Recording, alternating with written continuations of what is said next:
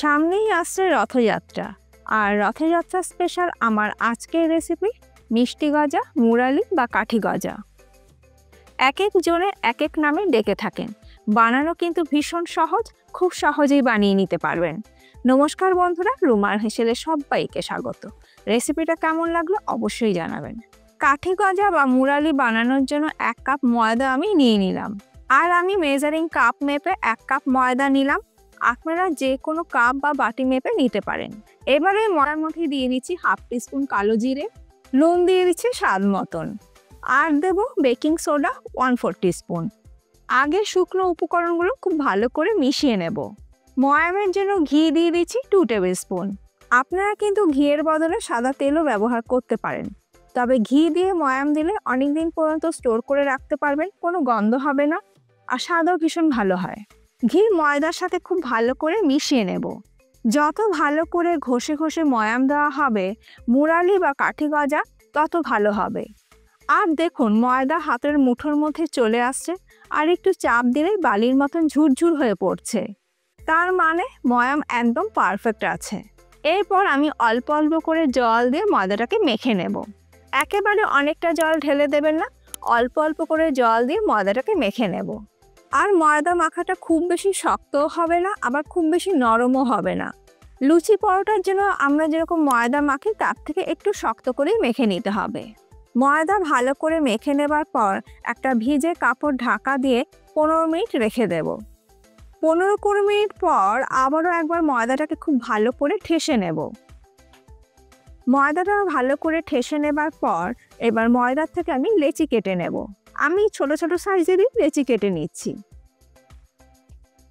এবার আমি বেলে নেব। আর এটা বেলার জন্য এক্সট্রা তেল বা ঘিয়ের প্রয়োজন পড়বে না, কারণ ময়াম যথেষ্ট পরিমাণে দেওয়া আছে।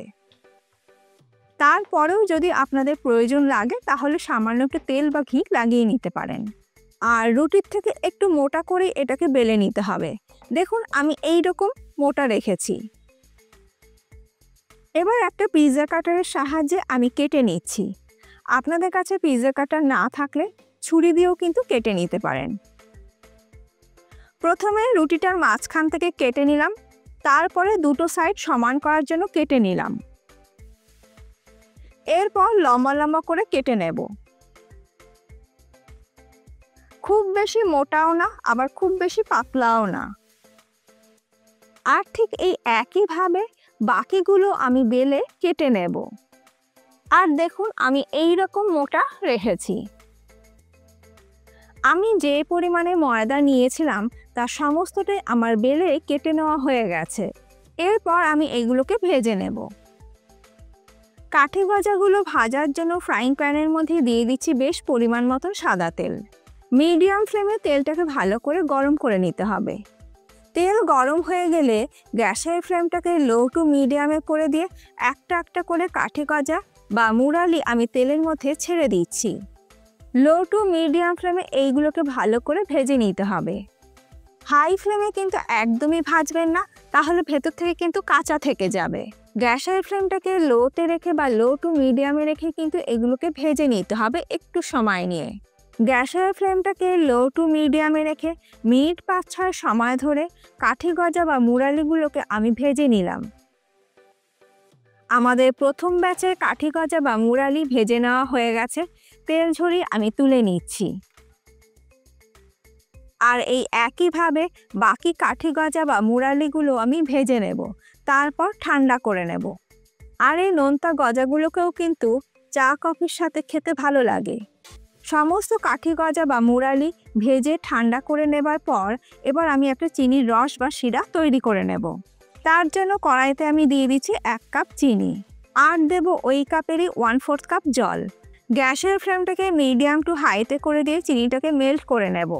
ক্রমাগত নাড়াচাড়া করে একটা চটচটে চিনির শিরা বা রস আমি তৈরি করে নেব। আর এই চিনির শিরা বা রস তৈরি করতে কিন্তু খুব বেশি সময় লাগে না, যদি জলের পরিমাণটা কম ব্যবহার করা হয় তো। দেখুন চিনির শিরা বা রস কিন্তু তৈরি হয়ে গেছে। একটা ঘন চটচটে কিন্তু চিনির শিরা বা রস তৈরি করে নিতে হবে। দেখুন চিনির শিরাটা দুটো আঙুলের মাঝখানে নিলে একটা চটচটে ভাব তৈরি হচ্ছে বা একটা তারের মতন তৈরি হচ্ছে। ঠিক এই রকমই একটা চটচটে চিনির শিরা বা রস তৈরি করে নিতে হবে। এবার আমি কাঠি গজা বা মুরালিগুলো চিনির রস বা শিরার মধ্যে ঢেলে দিচ্ছি। গ্যাসের ফ্লেমটা লোতে আছে। লো ফ্লেমে সব কিছু একসাথে খুব ভালো করে মিশিয়ে নেব, যাতে প্রত্যেকটা কাঠি গজা বা মুরালির মধ্যে চিনির শিরা বা রসটা লেগে যায়। আর এটাকে কিন্তু কন্টিনিউ নাড়তে হবে। এরপর আমি গ্যাসের ফ্লেমটাকে বন্ধ করে দিলাম, কিন্তু এটাকে নাড়াচাড়া করতে থাকবো, কারণ কড়াই গরমে চিনির শিরা মুরালি বা কাঠি গজার গায়ে লেগে যাবে। আজকে আমার এই কাঠি গজা বা মুরালির রেসিপি আপনাদের কেমন লাগলো অবশ্যই জানাবেন। ভালো লাগলে আপনারা তৈরি করুন আর ফিডব্যাকটা অতি অবশ্যই দিতে ভুলবেন না। আর এই কাঠি গজা বা মুরালি আপনারা 15 দিন থেকে 1 মাস পর্যন্ত স্টোর করে রেখে দিতে পারবেন। আজ তাহলে এই পর্যন্ত, আবার দেখা হবে নতুন কোনো ভিডিওর সাথে। ভালো থাকবেন, সুস্থ থাকবেন, ধন্যবাদ।